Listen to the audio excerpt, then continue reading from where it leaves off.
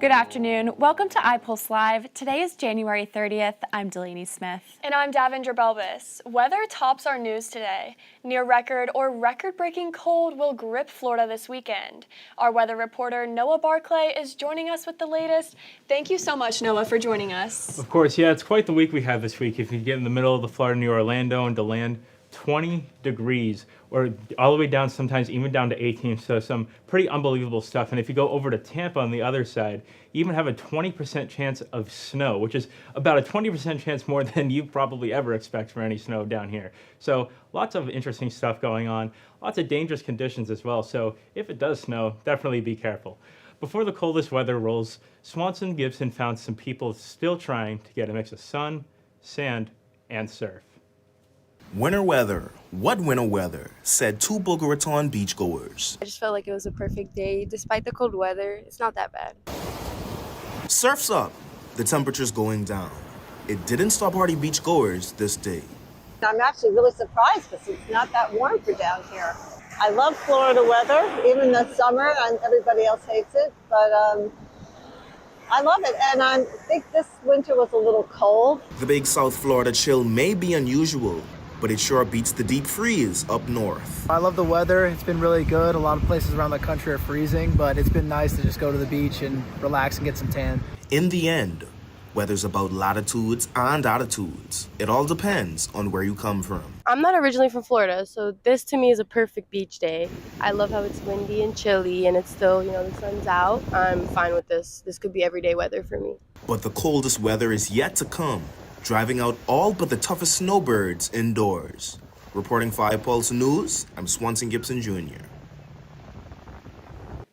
Noah will be back shortly with his full weather forecast. One big worry this weekend is for the homeless and others in need of shelter in the unusual cold that will grip South Florida. We will keep a watch on that story. We turn now to the nation's 250th birthday this year. It is a time for both pride and examination, a look at where we have been and where we may be going. Patriotism and political divisions compete for our attention. We begin with a look at history unfolding in the art on display at Lynn University. Lillian Carrion takes us there. So this is the 250th anniversary of the Declaration of Independence, which means the 250th anniversary of the birth of this republic. So we wanted to celebrate it in this multimedia way, through art, through online, through exhibits. And what a beautiful way. You walk into the library and this is what greets you: union, disunion, and rights. Mr. Silver, who donated these magnificent paintings, he commissioned with famous military artists each one of these paintings, so they're one of a kind. We love it, so let's go check them out. Absolutely. Let's go see them. Good, let's go. Okay, so we have the farewell here. What is it about? Okay, one of my favorites is George Washington. Of course, George Washington would become the father of this country. After all those years of public duty, he is called on yet again. He's elected president. But as he says, he has one more duty, not public, private duty: visit his mom. So he was a good son. His mother, Mary, was very ill. So when he meets with her, just days before setting off for his trip, they both know it will be the last time they ever see one another. She dies that August, just less than 4 months later. But the exciting thing is she lived long enough to see her son elected president of the United States. So one can only imagine that emotional moment of a son's last visit with his mother. This painting that we're looking in on is arguably the most important, perhaps, moment in American history. What happened was there had been a debate during the Continental Congress from 1774 to 1776. Should we seek independence from Britain, from the king, or reconciliation? And this is them presenting it to the Continental Congress, and on the 4th of July, they voted yes. So that's why we celebrate Independence Day. And here we are peeking in through the window. Through the window, yeah. We're looking through another window, but this is a different time, right? This is another moment. Yes, another important moment, so we'll have to be quiet peeking in the window. This is the most important moment of the Civil War. Okay. This is the surrender. So it was a cordial surrender and a very polite, magnanimous surrender to an awful, awful and bloody war. Was it a handshake? Would Yeah, you say what ended everything? They shook hands, they looked each other in the eye, and then they had their aides sign the documents. So we have a civil war, and one of the big goals in a civil war is to capture the other side's capital. So for years, both sides tried to capture one another's capital because it wasn't just the political capital, it was command, control, communications. A couple of brave Union engineers decide they're going to build, even though there's Confederate sharpshooters, you can see them firing all across. This man dies. 5 men stayed and tried to build this bridge. When they get almost halfway across, there's too much gunfire. Of this, in real life, of the 5, 2 die, 3 live. The commanding officer did live, but they were not able to build the initial pontoon across. Eventually, the battle for Fredericksburg was brutal and bloody. 12,500 Union casualties. So this is Stonewall here. It's Thomas Jackson, considered one of the greatest military strategists America has ever produced. He's riding back into camp, and the Confederate sentry sees a guy on a horse, thinks it's a Union soldier, and shoots him through his arm. He has to have his arm amputated. He lives through that and lingers on for a few more days, but he's so weak, he gets pneumonia and dies. And the death of Stonewall Jackson really disadvantaged the Confederacy, thank goodness. And I think this painting really captures that sad night for the Confederacy when he was shot by mistake by his own man. So this is Abraham Lincoln, the president, parading the army. This was very common. They would often parade the army, and sometimes 100,000 soldiers would come out and parade. This is an aspect of the war that people don't really talk about, doesn't make textbooks, doesn't make movies, but it was an integral part of building patriotism and support for the war, and Lincoln loved it. So I'm so glad that Mr. Silver had an artist depict this. Thank you so much. My pleasure. For this, Yeah, my for pleasure. your time, Okay. and for sharing history, Sure. which is a treasure, and more like generations like us to get to watch it every day here at the Sure. school. We turn now to the deadly confrontation between ICE agents and an American citizen on a Minneapolis street. Nearly a week after Alex Preddy's shooting death, President Donald Trump and his border czar are signaling that they want to return a focus to targeted arrest of criminals and other national security threats in the U.S. illegally. Meanwhile, Florida lawmakers weigh in on the aftermath. Guy De Domenico reports. A deadly confrontation on an American street between ICE agents and an American citizen protesting their actions.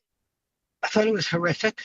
And Florida lawmakers nearly a week later, like Americans everywhere, weighing in on what happened and what's next. An abuse by federal authorities. And it's something we should all be pushing back. Alex Preddy is the latest casualty in President Trump's deportation crackdown, his death sparking nationwide protests. Lois Frankel is a Palm Beach County Democratic congresswoman. It seems like they have a policy other than to allow thugs to be militarized and harass people and kill people. I think ICE is an abomination. That whole process has to be reformed. I also reached out to local Republican Congressman Brian Mast's district and Washington offices. So far, no response. One Republican Miami State Senator, Ileana Garcia, had this to say to the New York Times. It's gone too far. What happened Saturday was abhorrent. This coming from a longtime ally of President Trump, who founded the group Latinas for Trump. The federal government has now replaced Greg Bovino as the public face of ICE operations in Minnesota. Border Czar Ton Holman is now in charge. I don't want to see anybody die. And despite what people think of Tom Holman, I say a prayer every night that everybody goes home safe. Holman is leading efforts including a possible downsizing of the ICE presence in Minnesota. Silence means often acceptance, and it can be deadly. So the fact of the matter is, we will be less safe if people don't use their voices in a peaceful way to send a message to our government. A message amid the ever-growing debate about use of force by immigration agents on American streets. Guilherme De Domenico reporting for iPulse News. I'm Enzo Baboni. We had the chance to talk to local immigration attorney Richard Huber. He offered his perspective on the intensifying deportation debate.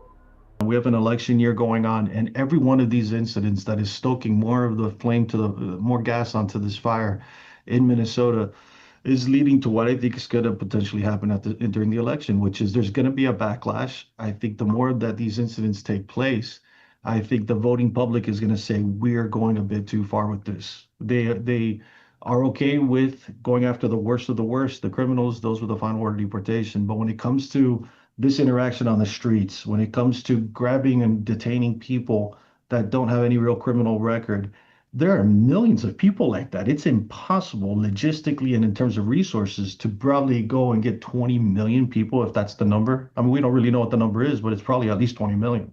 How would we ever be able to do that? It's impossible logistically and with the resources that we have. So what's the right balance and what's the right case-by-case review so that if you're grabbing someone that's kind of on the edge, on the margins of, what you want to see as far as the priority or the worst of the worst, you got to focus the resources on where it most matters, on where it's the most important to have someone detained and ultimately removed from the country. And yes, that should be the criminals and that should be the people with the final order that have already, gone through all the process and a judge has ordered their removal. There's got to be some meaning and some impact to that.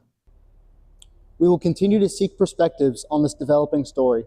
I'm Enzo Baboni, reporting for iPulse. Journalist Don Lemon is vowing to fight charges he faces following his arrest after a protest that disrupted a Minneapolis church service. Lemon was arrested by federal agents in Los Angeles, where he had been covering the Grammy Awards. It's not clear what charges are being filed. Lemon, a former CNN anchor, said he had no ties to the protesters who went into the church on January 18th. Lemon said he was there as a journalist, recording their actions. His lawyer says Lemon's work is protected by the First Amendment. The outcry after Minneapolis threatens to cause a partial federal government shutdown this weekend. A bipartisan spending deal is on the table, but the search for votes to pass it goes on. Mitchell Bernstein explains the debate. Democrats in Congress are taking a bold stand on federal immigration enforcement. They're withholding votes for a broader government spending package if DHS funding isn't stripped from it. This comes after the killing of ICU nurse Alex Preddy in Minnesota by federal officers over the weekend. We are going to stand up for the American citizens who are being mistreated and killed. They want to shut this government down because they refuse to rein in their lawless, militarized Department of Homeland Security. That's their choice. Minority Leader Chuck Schumer laid out his party's list of demands Wednesday. Proposed reforms include an end to roving patrols, tightening parameters around warrants, enforcing a code of conduct comparable to force policies for state and local law enforcement, requiring ICE agents to remove their masks and wear body cameras. But in the wake of ICE's abuses and the administration's recklessness, the Senate must not pass the DHS budget as currently written. The White House does not support separating DHS funding, but is optimistic there will be an agreement. Hopefully we won't have a shutdown. We're working on that right now. I think we're getting close. The Democrats, I don't believe, want to see it either. So we'll work in a very bipartisan way. I believe not to have a shutdown. We don't want a shutdown. On Capitol Hill, lawmakers warn of political interference. I think the administration is willing to sit down with them and have a discussion, perhaps a negotiation about how do we move forward. But the one thing I do know, and that is that a government shutdown is not in anybody's interest. For iPulse News, I'm Mitchell Bernstein. Please join me later for an iPulse Extra. I sit down with Dr. Robert Watson for an in-depth exploration of America's 250th anniversary and the crossroads many historians say we are facing. I've always been proud to be an American. I will say right now, I'm not. I'm frustrated that we've gotten so knee-jerk, so petty, so divided, And look, we've criticized our allies around the world. You can't go it alone. The Declaration of Independence, I've always taught it as a declaration of interdependence. We need one another. Good afternoon, everyone. I'm Noah Barkley. I hope you're doing well. We do have some really crazy weather going on, especially with the ones with the jet stream coming down. It's actually forcing an Arctic blast to come down to Florida.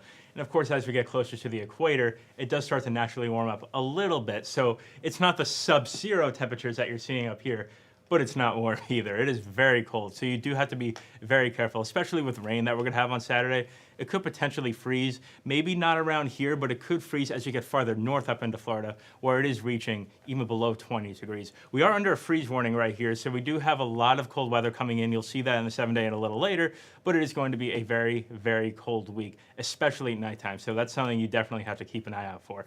As you'll see on the next image, we do have some spotty showers around right now. It is going to be an on and off day. We do have some over Boca Raton, but it's going to be, like I said, on and off, very scattered. So it's not projected to necessarily be a rainy day, but it is going to rain on and off. Not much. You might get some, maybe 1 or 2 spurts of rain, maybe on and off, but we'll have to see as the day goes on. But definitely bring an umbrella with you because it is going to come at random. It's not necessarily something that could be put into like an hourly forecast or anything like that. So you do have to keep your umbrella on you. So you do have to be prepared for about a 5-minute rain shower every once in a while, going up until about 8 o'clock tonight, and then it should start to clear up. As you'll see on the next image, on Saturday, we do have a pretty big storm, and there is a potential, a 20% chance, I should say, of snow right over here in Tampa. Now, it's not showing on the GFS model here because if it's below 20% chance, it's not going to show it, but you should keep an eye out for it if you live on that side of Florida. And it is going to be dangerous if there is snow, even a little bit, because the roads over there and everything, the infrastructure is not necessarily built for it. And even if it does snow, it is going to be very, very little. But it's not selling many tires are there or used to, so please be careful driving if you're on that side of Florida. But again, Saturday, a lot of rain over here. It is going to be a very wet day. As you'll see on the 7-day forecast, on the next image, I would like to emphasize that I put the low temperatures right here on the top, and the high temperatures on the day are actually down here on the bottom because I wanted to emphasize all the cold weather that we are going to be getting. Tomorrow and Saturday, we have the 41-degree low, so it's going to be very cold, but the issue is once again, this Sunday, it's going to be 1 degree above freezing. So it is going to be very cold. The roads are going to be slick because it rained on Saturday, so please keep an eye out for that when you're leaving for your morning commute on Monday if it's still there and it's still a little dangerous. As we go throughout the week, we do project it to be very sunny. It is going to be a nice week, but as we get into Thursday, you should watch for a little bit of wind. It is going to pick up a little bit due to a disturbance that's going to be up in the northeast. They're actually going to get another snowstorm, so be careful if you live up there, but it is going to affect a little bit of the atmosphere down here. Stay safe, everyone. Thank you very much. Hi, I'm Delaney Smith, and I'm here with an in-depth iPulse Extra interview with Lynn University's Distinguished Professor of American History, Dr. Robert Watson. Robert, thank you so much for being here with us today. Thank you, and this is not a very distinguished attire for the day. Apologies, I rode my bicycle in today, and I'm going to play basketball, so this is my basketball bicycling outfit. But thank you. This year marks the 250th anniversary of the signing of the Declaration of Independence. What were our founding fathers trying to achieve? And looking at America today, are we living up to those ideals? Yes and no. So we need to remember that the founding of America and the Declaration was a paradigm shift in history. That is, it changed everything. Every government in history was a dictatorship, a monarchy, and all of a sudden they're proposing that we have government of, by, and for the people. We have term limits. We have people that vote. So we take it for granted today, but it marked a fundamental shift in governance. So the challenge was enormous. We didn't always live up to things because think about it. In 1776, we're writing the Declaration of Independence. Several people that signed it were slave owners. They allow slavery to exist. So the Declaration, the big challenge was it was more of an aspirational goal, that one day maybe we will achieve equality, maybe one day we will give the world a new form of governance. And it's been an unfinished symphony. It's an American experiment, an adventure. It's still ongoing. And we take 2 steps forward, but take 2 steps backward. There were some exciting advents. We had 8 immigrants sign the Declaration, so we were already pushing for inclusivity and living up to some of it. Yet again, like I said, the man that wrote it, Jefferson, was a slave owner. Today, it's a mixed bag. We seem to have, I don't know that since the Civil War we've had a period where essential rights, the rule of law, and constitutionalism have been under such a grave threat. So what a time for us to talk about this. You bring up slavery, and we're known as the land of the free. Where does slavery come into play when we examine the past 250 years? It's got to be a part of the narrative. It's an inescapable part of American history. Individuals were enslaved for centuries. The capital city was built largely by enslaved labor, and the White House, the Capitol, and the actual whole city were designed by immigrants. Yet today, there's this political sense of trying to erase that, sweep it under the rug. Our governor's been saying that. The president's been saying that. One of our 2 political parties have been saying that. It's got to be a part of the narrative. You can't escape history. You've got to meet it head on and learn the lesson so it doesn't happen again. On another level, it's just flat out inaccurate. On another level, it's disrespectful to those who were enslaved or who suffered. So it's got to be a part of the narrative. It's who we are. And that's how you get better, by moving forward to understand the mistakes that we've made in the past.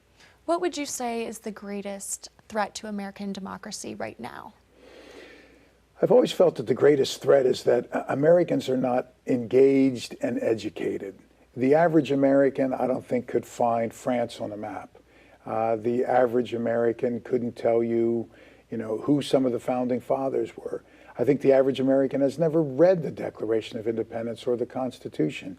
So we tend to often be geographically illiterate, historically illiterate, and a viable or robust democracy cannot function if people don't know their history and don't know what their role is as citizens.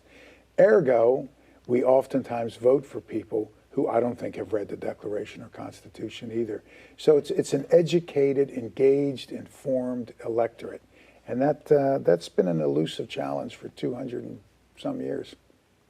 What would you say to critics who argue that your approach is from a liberal point of view? History is neither liberal nor conservative. History is factual. The problem is you have a lot of politicians, including the U.S.'s 250 celebration this year, the Semi-Quincentennial Commission. They're reimagining American history. It's politicians who are doing it. If you need heart surgery, don't get me. I don't know anything about it. If you need dental work, don't ask me. I don't know bicuspids from molars. But if you want history, ask an historian. If you want your car fixed, don't get a plumber. If you want your electrician work, don't get a carpenter, So history is neither liberal nor conservative. And if we go back and we start inserting ideology and political viewpoints, we're muddying the waters of history and facts. I always say that he who controls the present controls the past by rewriting it. History needs to be written with neutrality, objectivity, and facts. We talked about these threats that we're facing right now. Can you speak on the enduring successes of this republic that so many thought would fail from its start? No question. So the most existential threat, obviously, was the Civil War, and we almost lost the Union. Yet we held it. We held it. And if you look at great upheavals, turbulent elections, the 2000 election for president, the 2016 election for president, were what we call electoral college misfires. The person that had the least amount of votes won the electoral college. The person that got the most votes lost. Yet the tanks didn't roll out on the streets. I was not happy about the way the elections were conducted in that, but I recognized the next president as the legitimate president of the United States. So we've had this love of the rule of law that has triumphed over everything. The civil rights movement required blood, and it took far too long to happen, but it happened. Women's rights. It took 50 years after black men got the right to vote with the 15th Amendment in 1870 for women to get the right to vote with the 19th Amendment in 1920, 50 years. But you know what? It happened. So there are as many remarkable successes and examples of resilience as there are shortcomings and and troublesome events in our history. What are the responsibilities of young voters who have that power in shaping the next chapter of American democracy? It's your country. You're the next generation of influence, the next generation of journalists and editors and senators and judges and teachers and professors and industrialists. So you have skin in the game. So young people need to do that. It's too easy to throw up one's hands and say the previous generation was sexist or homophobic or made this mistake or that mistake. Yeah, but that doesn't mean that, you can't overcome it. We talked about the threats, we've talked about the success. Would you say you're proud to be an American? I have always been proud to be an American my whole life because this country produced Abraham Lincoln. It produced Harry Truman. After World War II, we were broke. We had lost a lot of young men. Americans were afraid. Every village, every town had been touched. But you know what we did? We rebuilt the world. The Marshall Plan. We did that. Americans have won a disproportionate number of Nobel Prizes and Pulitzer Prizes and great discoveries. So I've always been proud to be an American. I will say right now, I'm not. I'm frustrated that we've gotten so knee-jerk, so petty, so divided. And look, we've criticized our allies around the world. You can't go it along. The Declaration of Independence, I've always taught it as a declaration of interdependence. We need one another. No one's an island. No one can go it alone. We're throwing off decades-old alliances and treaties and agreements. We're not cooperating with international arms trafficking. We're not cooperating on international efforts to control terrorism. We've withdrawn from UNESCO. That's the United Nations Educational, Scientific, and Cultural Organization. They protect Machu Picchu and Easter Island and the Great Barrier Reef. Now we're cutting aid to the poor. We're cutting health care. These are not partisan political questions. It's neither Democrat nor Republican. These are values questions. And as a nation, this is where we are. So I'm not proud of that now. Have I given up? No. Have I moved? No.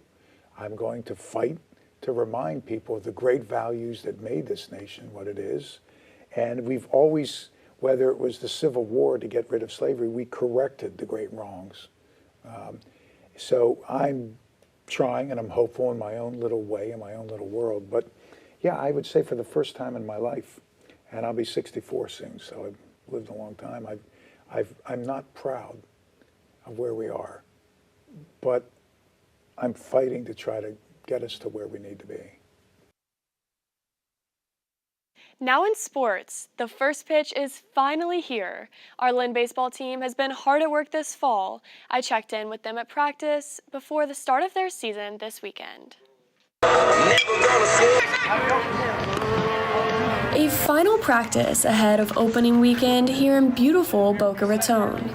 This marks the start of what our Lynn baseball team hopes will be a championship season. Our goal at the beginning of the year is to, play for a conference championship and go to a postseason and go as far in the postseason and obviously hopefully play for a national championship. And the Knights will start the season with a 4-game slate at home. Ryan DiMaggio, a senior pitcher for the Knights, says their success last season and making it to the NCAA regional tournament only leaves them with room to grow. I think that's the new standard. We hadn't done that in 10 years. We went back last year. I think now moving forward, that's the goal every year. So we're hoping to do that again, get back there, and hopefully go farther this year. Coach Rudy Garvelosa expects DiMaggio, alongside other returners, to make a big impact this season. We have quite a few returners that really are seasoned from 1 or 2 years of being in the program, and we're counting on them to really do a good job. And actually our starter tomorrow, Ryan DiMaggio, was named a preseason All-American. And we've got Amaris Harrison, an all-conference player, and Ivan Herrera, our catcher from last year, are some big guys that bring experience and understanding of what it takes. In one of the toughest conferences in Division II baseball, the Knights look forward to some tough matchups ahead. Tampa's obviously the big one that we look forward to every year. We start with them in conference play. A mix of veterans and new players ready to go. I'd say the team chemistry is probably the best it's ever been. The group of guys here we have is great. Everyone gets along. Everyone hangs out outside of baseball. I think it's probably one of the, if not the best group of guys from a chemistry standpoint that I've ever been around. The Knights are ready to see just how far that chemistry and talent can take them this season. I'm Davin Elbis, iPulse News. Wake, walk, and word. That's not just an alliteration. This fitness group lives by these words. Reporter Allison Wallace tells their story.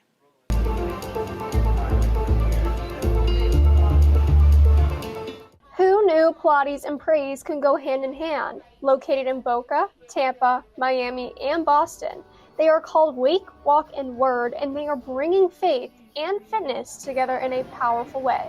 In Boca Raton, this group meets weekly for outdoor walks and group Bible studies. They also host praise and Pilates events in Boca Raton where participants complete a Pilates workout while also praising the Lord. Amen. Where faith meets friendship. So we're supposed to be a space where if you're curious about God, you can come. It's very non-intimidating, a very safe space, but then also to find community with Christian girls as well. Woo! Oh my God, so crazy. I lead this group, but really I need this group. This group has created community for me where I can learn more about God and just grow in my faith, but then also just all these girls have been, I get these messages about how this has helped grow their faith, or I just moved here, I've never had any friends like this is crazy. So there's been some amazing, really cool stories with this group, and I'm just so thankful for it. Photo season. Give ourselves a nice hug here. Good. I've always had a love for fitness and Pilates specifically, and on the other end there's the love for God and preaching the gospel and all of that, and I felt like what better way than to bring the two together, so to find movement that's backed by worship, that's backed by faith, and just bringing like-minded girls together in a space where we can move our bodies and just feel good about ourselves and the God we praise. Wake, Walk, and Word is a special group showing it is possible to strengthen your body and your relationship with God at the same time.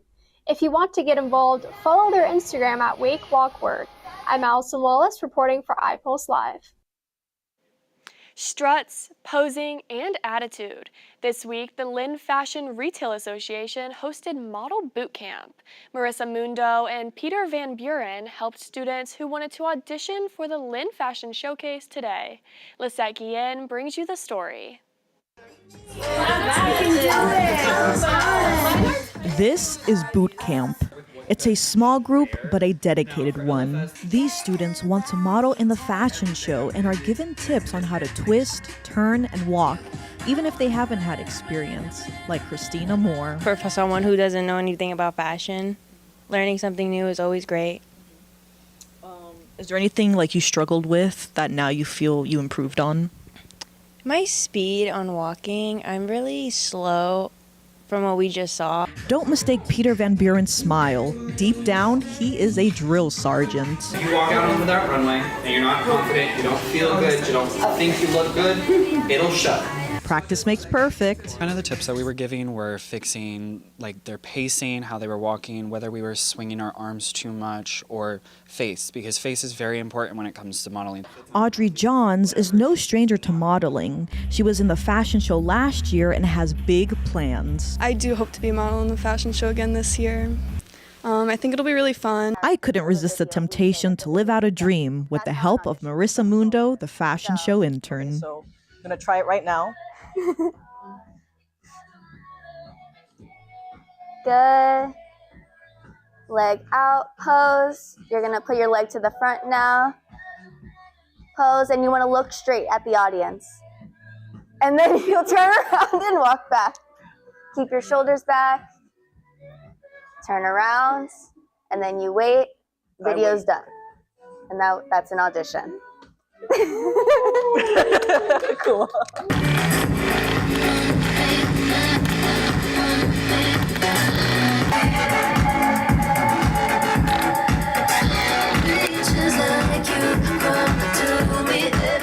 This boot camp is all in preparation for the Lynn Fashion Showcase, and soon some of these models may be chosen to walk the runway. Lisette Guillen reporting for iPulse News.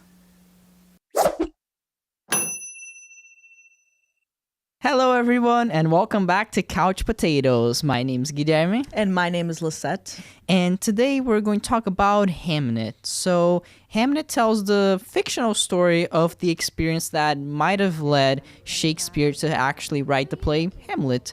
And it talks about his home life, his relationship with his family, his wife. So, Lisette, what do we think? I think, number one, this is one of the saddest movies I've ever watched in the theaters. You see this relationship with Shakespeare and his wife, Agnes, and as well as, their children. You see Hamnet, who looks up to his father and kind of wants to be the leader of the family whenever Shakespeare is gone, protecting his mother, protecting his siblings. And I know a lot of people say, like, oh, Shakespeare, like, I don't understand anything. Oh, that he's, like, so old or whatever.